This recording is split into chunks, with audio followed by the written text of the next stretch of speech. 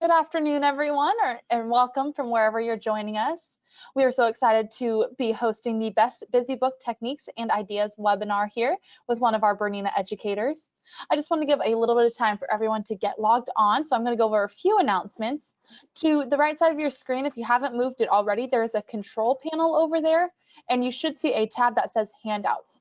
Those are some handouts the instructor has given for you guys. If you go ahead and click on them right now, it will start downloading them. They're just PDF files. If you're not sure where to find those at, no worries. They will be uploaded to BERNINA.com a couple of days after this webinar is live. So with that, the webinar is also being recorded, so I will have it posted to YouTube, hopefully, I'm going to say early next week. We're kind of busy here, but I should have it done by early next week, and that will post along with the handouts. And you can find those on BERNINA.com under the Learn and Create tab, and then under Webinars and Recorded Webinars. So I think, also questions. If you have any questions throughout the presentation, feel free to type those in the questions tab in the control panel. Those come into me, and then we can ask our presenter here at the end of the presentation any of those questions that you guys have. So with that, I would like to introduce the presenter for today. We have with us BERNINA Educator Julie Bridgeman. Hello, everyone. So glad you're joining us today. We are talking about kids' busy books. So let me clear out my webcam here. So this is not in front of me. So I've spent the last 8 months doing a busy book series. I did one a month, and the series is on wealsew.com. Wealsew.com is the BERNINA sewing creative blog. Everything about sewing and quilting is on this blog. It's wealsew.com. And if you go in there and you do a search under busy book, all 8 posts will come up. And so the last post just went up last week. So this is perfect timing to do this webinar. And I wanted to begin with a quick poll to see how many of you out there have already played around with busy book pages, whether it's the one on the blog or some other busy book pages out there. Let us know. And Megan's going to put that poll up. Julie, I just wanted to remind people, this series is, like Julie said, on the We All Sew blog, and in the chat box on that control panel, I have actually linked the first part of that. So if you guys want to check that out, it is available right there. Awesome. And Julie, a little bit different than this morning's session. So you had 25% of attendees say that they do have some of that previous experience, and then you have 75% that don't have previous experience. So this should be a really informative webinar. Okay, great, awesome. Let me get back to the main screen here.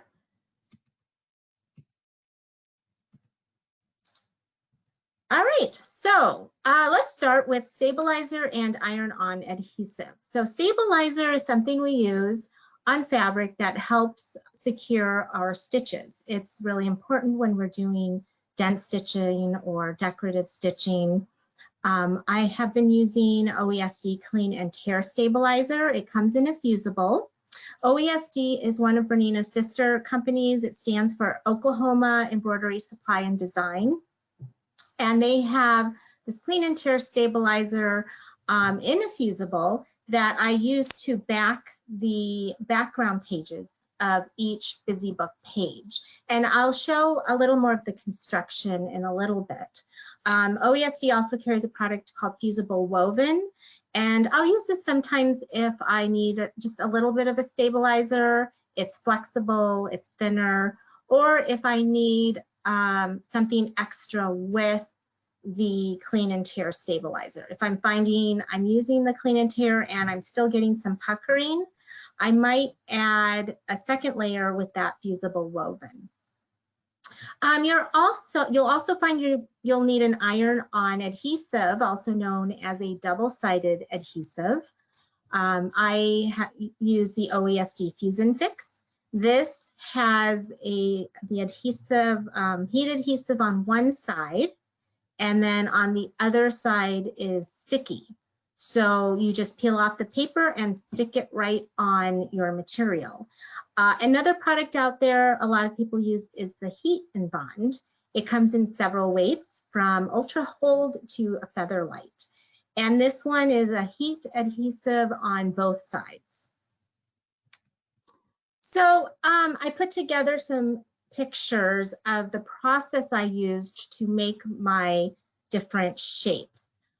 With these busy book pages, you find you're going to make a lot of felt pieces, in lots of different shapes. And there's many different ways you can do this. And the way that I discovered was the easiest and produced the most durable pieces was this method. And I say durable because you have little hands playing around with these for hours, hopefully. And so you still want them to look pretty nice and new. So step one, so you're going to take your adhesive, the paper, and you'll draw on it. You'll draw your shape, and then you'll peel off the backing and add it to the felt. At this point, you will use your iron to press and activate the adhesive.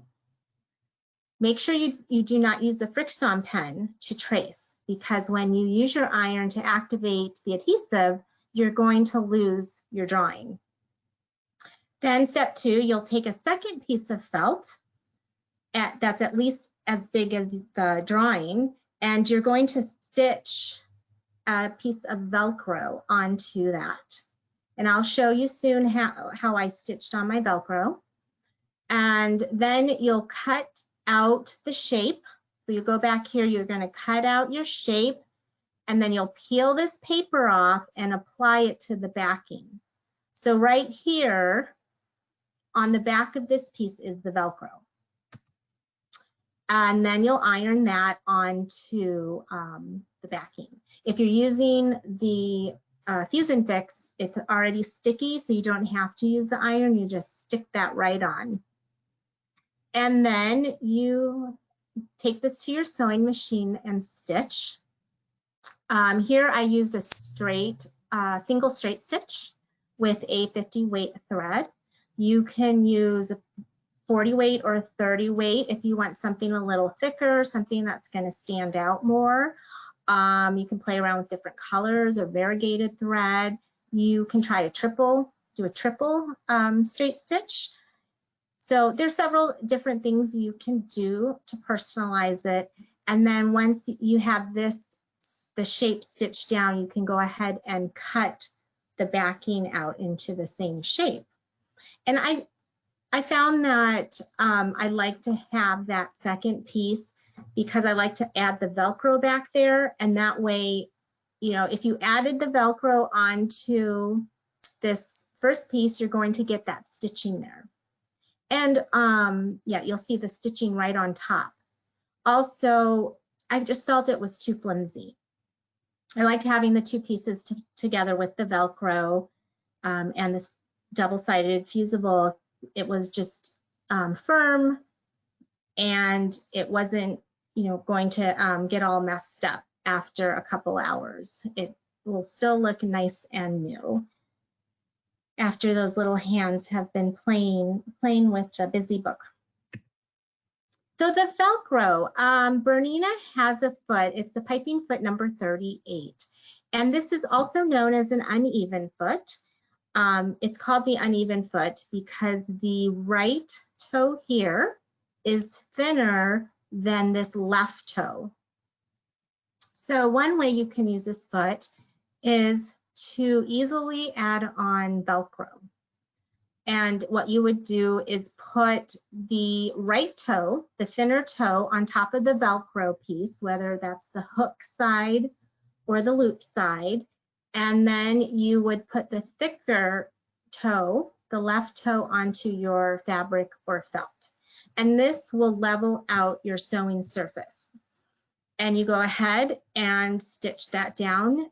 Make sure if your machine has a needle stop up down function to go ahead and put that on the needle stop in the down position, so when you go to pivot at your corners, your fabric will not shift from under the needle.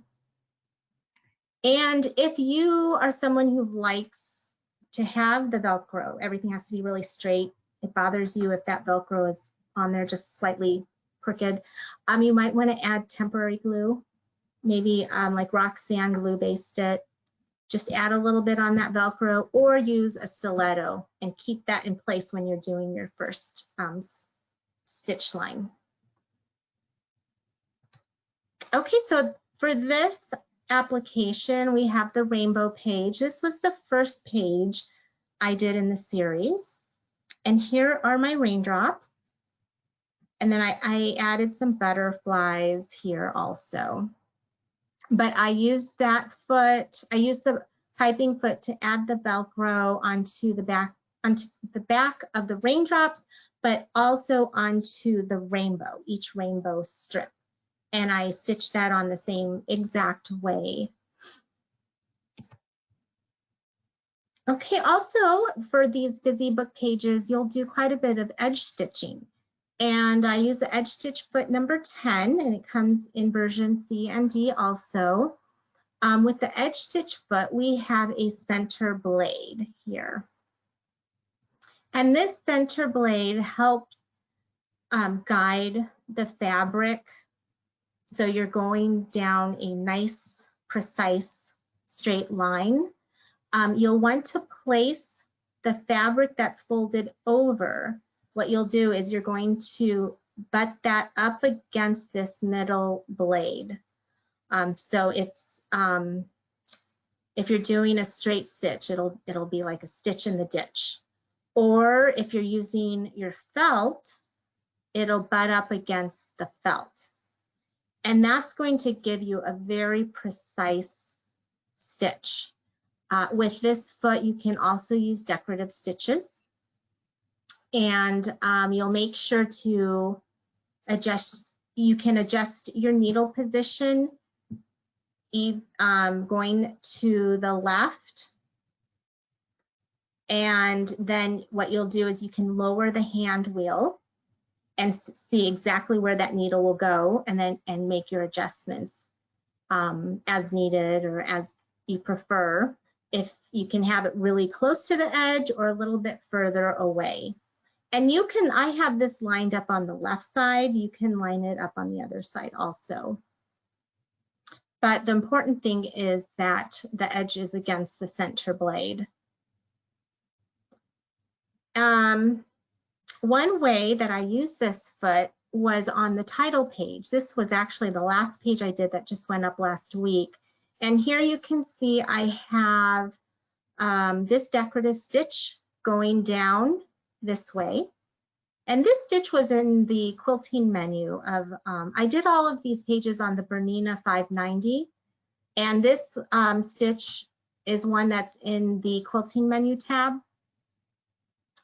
And then this stitch is one that I did, and it is in the decorative stitches. And I want to say folder 4, but don't quote me on that, 4 or 6. This looks like 2 stitches, but it's actually just 1 stitch. And I lined up the center blade right down the center here. And you can kind of see that blue thread, it's right in the ditch there. That's a really cool decorative stitch. I like that one a lot. I like how that turned out. But see how nice and precise that stitching is with the number 10 foot. Another fun thing you can do with busy books to add texture and color is couching. If you've never done couching before, this is a great time to try it and experiment with it. Couching is a technique in which you use yarn or cord, and it's stitched in place to your fabric. So there's 2 kinds. There's a directional couching and there's a free motion couching. For directional couching, I use bulky overlock foot number 12C.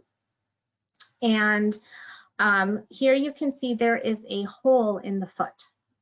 And this is where you will enter the thread, the yarn or the cord. Now, you can use yarn that's pretty thick, as long as if it's soft, it will go through that hole. You can use kind of a fluffy yarn if you'd like, or you could use a thin, sturdier cord.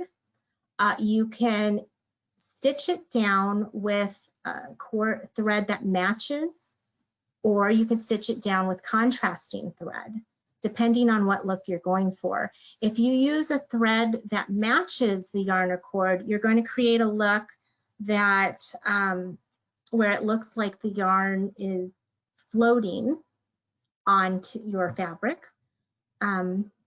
You can use a contrasting thread or a thicker thread if you want to add some color or texture, if you want to add another element to the page. Another thing with directional, you can do parallel lines. You can add by adding the guide bar. Remember, all the Bernina feet have a hole on the side of the shank here where you can add a guide bar, and then you could do parallel lines. You can also do gentle curves. You can move your fabric gently so you can create curves that are either echo or random. So there's lots of different things you could do with couching. Also, you can try decorative stitches also. The 12C foot does have a 5.5 millimeter needle opening here. So you can try different decorative stitching. Up here, this decorative stitching actually was stitched under the yarn. So the decorative stitching was stitched first. And this is one. And then this same stitch was done in the reverse image on the machine and then stitched down again on the other side. And then this yarn was couched down the center using same color thread. So I thought that was pretty cool. So you don't just have to do the decorative stitching on the top, you can do it under the yarn or cord also. Now there's also free motion couching, which you would use with the Bernina foot number 43. This is free motion, so remember you'll lower your feed dog and you'll use stabilizer. I've already, in my directions, have you add the clean and tear stabilizer to all the background pages, so that way you don't have to worry about adding more stabilizer. It's already on the page. And also with this foot, you can use up to 2 millimeter cord. But again, if the yarn is soft, you can use something thicker. And I am going to play a video for you so you can get an idea of how this foot works and how much fun it is.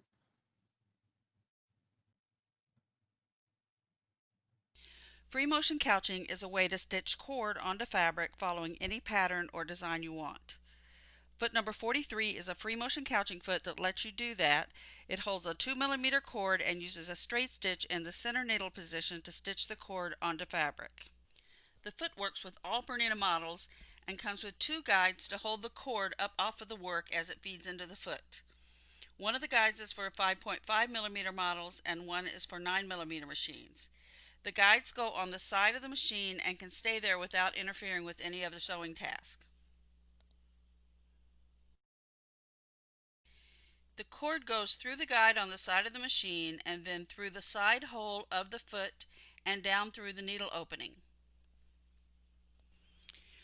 Lower the feed dog and select the straight stitch. Use stabilizer or batting behind the fabric and start stitching, moving the fabric back and forth and side to side to form your design.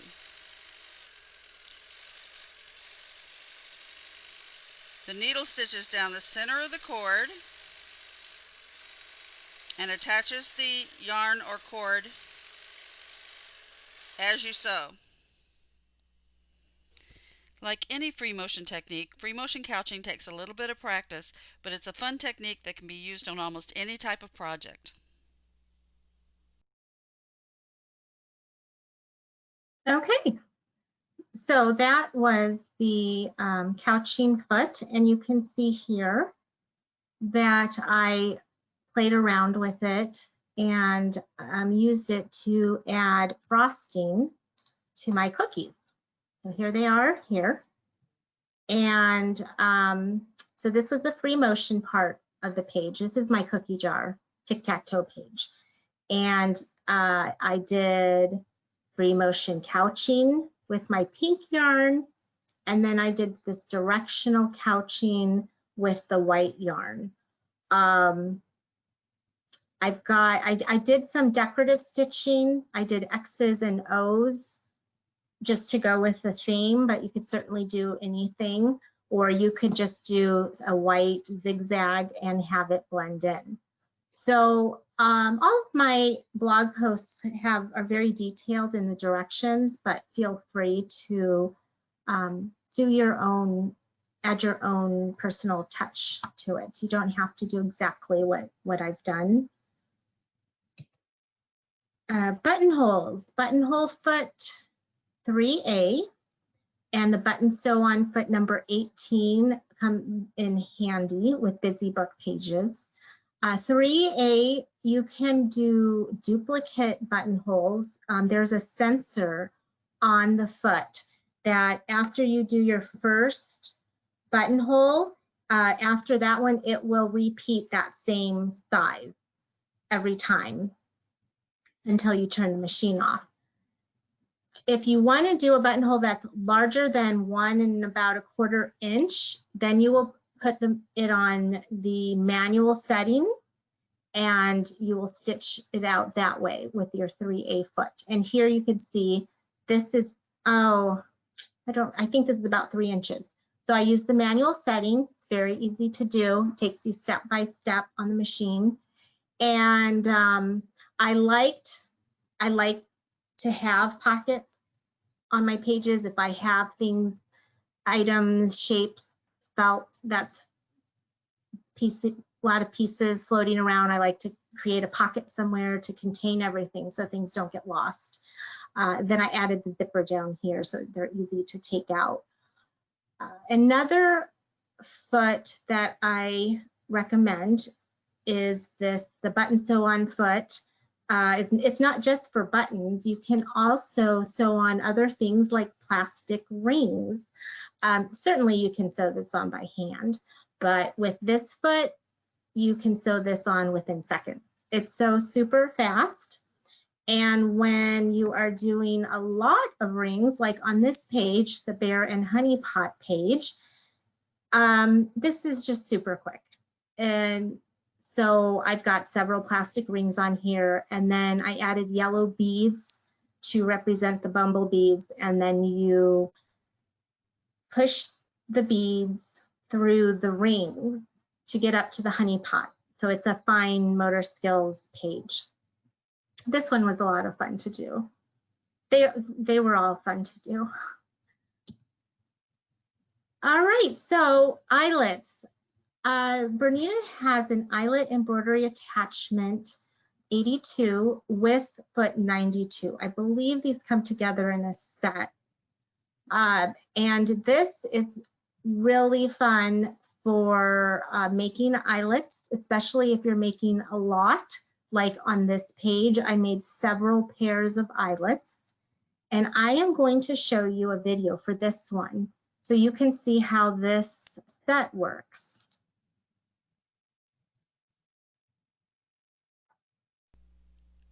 English eyelets are fun to sew and add a touch of embroidery to your projects. It's a simple free motion technique that anyone can do.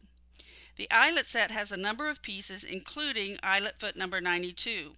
Many of the pieces are made to create holes in the fabric before stitching them. There are 4 punches and 2 awls to make different sizes of holes in a variety of fabrics. There are 6 posts that make it possible to create eyelets in 6 sizes. The plate holds one of the posts and then attaches to the bed of the machine with 1 screw. I've prepared my fabric for making eyelets. You stabilize it with interfacing, stabilizer, batting, whatever your project calls for, and then you hoop it in a hand embroidery hoop with the fabric down in the hoop. And that hoop is going to help you rotate it easily around the post to make your eyelet. And now I'm going to punch some holes. I have a couple punched and I'll show you how I did that. There's a wooden block that comes with the eyelet set. You put it under the fabric at the place where you want to put an eyelet. And then you're going to take one of the punches and just go straight down onto the fabric, and as you push, twist it just a little bit until that fabric comes up onto the punch. And now you are ready to put it on the machine and stitch an eyelet. Place the hole in the fabric over the post and it should fit snugly and be pushed down as far as it'll go.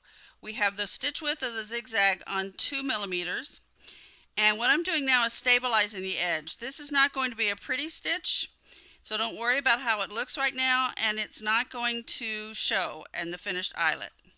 So you are keeping the edge of the eyelet or of the hole next to the post as you go around it.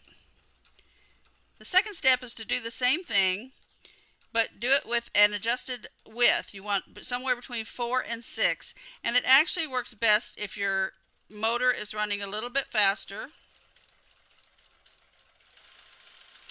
And you control what the stitch looks like. If you move it quickly, they will be spaced out and your eyelet will be kind of spiky. If you move it slowly, you're going to fill it in and it will look more like a satin stitch. If you get around to the beginning and you don't like the way it looks, it's not full enough for you, just keep going and go around it 1 or 2 more times. And this is a big reason why everyone can get a pretty eyelet the very first time you try it. And there's a beautiful eyelet. Making eyelets with eyelet set number 82 is the easiest free motion technique you'll ever sew, and the result will be beautiful the very first time you try it. Okay, so that's it's as simple as it looks. Now I have the page to show you. It's a 2-for-1 shapes and colors, and I call it 2-for-1 because there's 2 different ways you can do this. This first way here is just making the eyelets and doing them in pairs of colors, and then getting pipe cleaners, and then what the child would do would be to match the pipe cleaners through the holes of the same color. If you want to take it 1 step further, you can add the shapes and match the color shapes with the color eyelets and using a shoelace to put them together. If you have an embroidery attachment with your machine, I do have the file to create the shapes and the eyelets all on the embroidery machine. So it'll stitch out for you. So that's an option if you want to do that, try the shapes on your embroidery machine. But I definitely recommend to try the BERNINA embroidery or eyelet embroidery attachment. It's super easy and it's a lot of fun. In the video, she uses the hoop. I don't use the hoop at the machine. I found that I was fine with my fabric with the stabilizer, and it was just fine to do without adding a hoop to it as well. So with the busy book, you might be working with vinyl or oilcloth, leather, and other sticky surface materials. And I would recommend using a nonstick foot. I've used the nonstick zigzag foot, so I have the option to do decorative stitches if I want to. BERNINA has the number 52 foot. And this is right here. It's got the green, it's kind of a green color. With the different sticky materials, you do want to use Wonder Clips. Wonder Clips come in 3 sizes. Red is the medium size. I think this is the most popular. And you don't want to use pins because pins will create little holes in the material, in the vinyl, oilcloth, leather, that thicker material. Decorative stitches, not easy, not a problem. I experimented with some decorative stitches with this foot and they looked beautiful. I just would not recommend doing anything really dense because this foot is not the open embroidery foot. Your embroidery foot's going to have is going to have more of a tunnel under it, under the sole, for those really dense stitching. So if you've ever had a time where you've been stitching like a satin stitch and all of a sudden you notice like the fabric's not moving and there's a mound of thread in front, that's because that stitch is so dense it can't get under your foot. The sole doesn't have the width or the depth for those dense stitches. So that's where your open embroidery foot and any embroidery foot would come into play. But I did try some of the more open embroidery stitches and this foot worked beautifully with them on the vinyl. But for this page, I did My Family. It's a My Family page. You could turn it into a vacation page or a friends page. Just depends what pictures you put in there. But I used the vinyl to create pockets. And I did a triple stitch all down the 3 sides. And then I left the top open so that you can take the pictures out and change them out whenever you want to. I created the door here, and there is a vinyl pocket inside here with the picture. These labels are detachable with Velcro, lots of Velcro in Busy Books. And if you're wondering, this brown material is cork. Cork fabric is a lot of fun to work with. It's easy to sew, and it comes in lots of different colors, and some have patterns on them. So that was a lot of fun to use with this page. So talking about decorative stitches, open embroidery foot number 20, it comes in version C and D also. You want to use stabilizer to support your stitches, and but we've already got stabilizer on our background pages. With the Bernina machines, you can reverse image. You can play around with the stitch length, the stitch width. You can adjust your needle position. You can do a lot with the built-in decorative stitches. It's a great way to add color and texture onto your pages. And here on my door, I wanted to show you how I made this doorknob by manipulating one of the decorative stitches. So I'm going to bring up my simulator on the Bernina 590. And what I did was I went into the Decorative Stitches tab, and I went into folder 401 and stitch 465.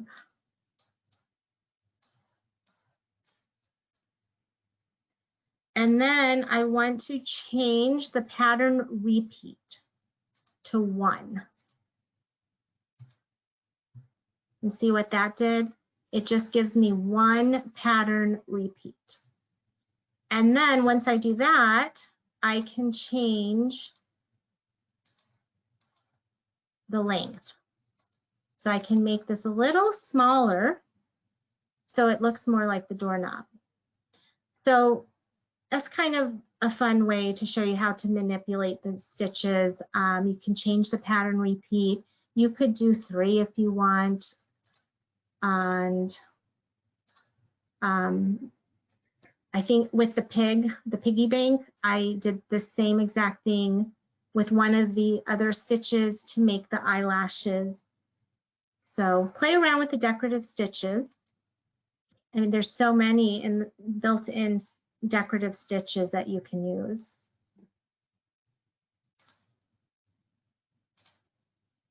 Okay. So for the background pages, Julie, be sure to share your screen again. Okay. Yeah, I did this last time after I did the simulation. There you go. Okay, so for the background pages, these I did pretty good size ones, 10 by 10. And I backed them all with that OESD Clean and Tear Fusible Stabilizer. And what I did was when I finished 2 pages, I totally finished completed the pages with all the activities. Then I placed them back to back and I secured it with the Wonder Clips, or I basted. And then I took my embroidery foot and I did a satin stitch around the perimeter. I went ahead and I did 2 passes. I went around twice, and the second time I made my satin stitch 1 or 2 millimeters bigger. You don't have to. I just like the way it looked better. It was kind of like in that eyelet embroidery video. She went around a couple times to really neaten it up. So that's what I did. On this top one here, I tried a different decorative stitch.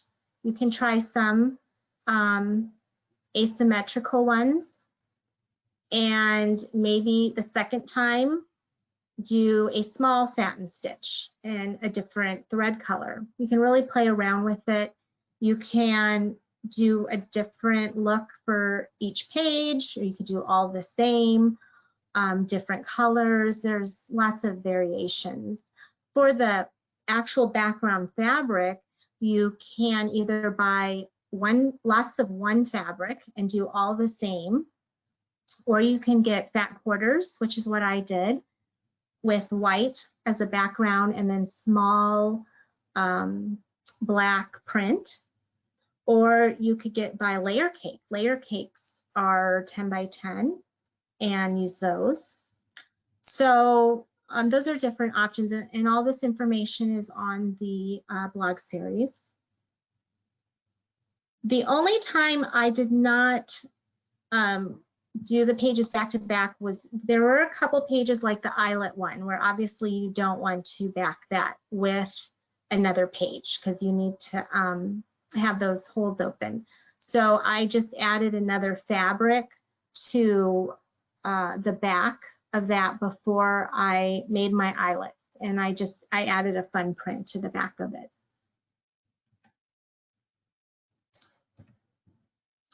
So after you finish your edges, you do your buttonholes down the one side. I made 3, and I found the easiest thing to do was once I lined up the 3, I made the 3 duplicate buttonholes. Then you can place that one on top of your next page, and I just made little marks in the slits and then did my next set, so that way all the holes lined up nicely. And then you add your ribbon, or you can add metal binder rings. And I really liked this construction because it allows me to remove pages, add pages, rearrange pages throughout the year. It's not permanently fixed in place. Whoops, okay. And so that was the bulk of the Busy Book series. And I think I showed most of the pages, but again, all of them are on wealso.com. I'd be happy to answer any questions at this time. Well, Julie, I need to know which one was your favorite. And you had this morning to decide, so I need to know your favorite. That's tough. I don't know. I don't know if I have a favorite. You know, as far as making it, I had a lot of fun with the bear in the honey pot. That was fun. I used a leather roller foot for that one. And if you're wondering what that is, check out the blog post. But to make the path, I used the leather, or not to make it, but to stitch down the path, I used the leather roller foot. And I had a lot of fun stitching down those plastic rings. I don't know why, it was just fun. I also like the piggy bank. The piggy bank was a little more time involved because of embroidering all the coins, but I really like how that turned out. I think that just looks really nice and neat, and the coins on that silver sparkly fabric, I think it's that might be a Brewer fabric, is really nice. I think that's on Brewer. And doing, yeah, the buttonhole, the zipper. There's on each of the pages, I try and show different sewing techniques, and I try and bring something new into each post. So you're having fun making them, but you're also learning something. So this is a great time to experiment and try new things, because the recipient is not going to care if it's perfect or if it's not quite right. They're just going to have fun playing with it. Exactly. And any final tips for anyone going forward and making these? I would say just have fun with it. Just have fun with it, experiment with it, try different things. Don't, you know, when you're doing each page, read through the whole blog post first before you start, and then go back and start, and then you don't have to do maybe at some point change it up, try something different. Maybe don't do exactly the same decorative stitch I did, and explore the different decorative stitches, or maybe try a different thread. Also, if you want to add some noise to your busy book, you can get the crinkle material. There's one by Crinkle, and I just don't recommend to put it in every page, but maybe like every other page. Otherwise, it'll drive you crazy, because it is really loud.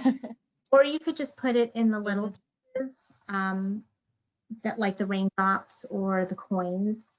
But that adds another element to the busy book too, if you want to add noise to it. All right. Well, I think that is all we have for questions. Julie, thank you so much for presenting. Oh, of course. You're welcome. Thank you for hosting. Awesome. And of course. And thank you everyone for tuning in with us today. Like I said, this is being recorded, or it was recorded, and it's going to post onto BERNINA.com in just a couple of days. It'll probably take through the weekend, but be looking out for it early next week. Along with the recording, the handouts that are in the handouts tab now will also post there.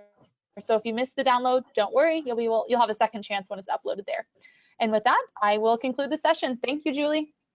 Okay, thank you. Have a good day, everyone. Bye-bye.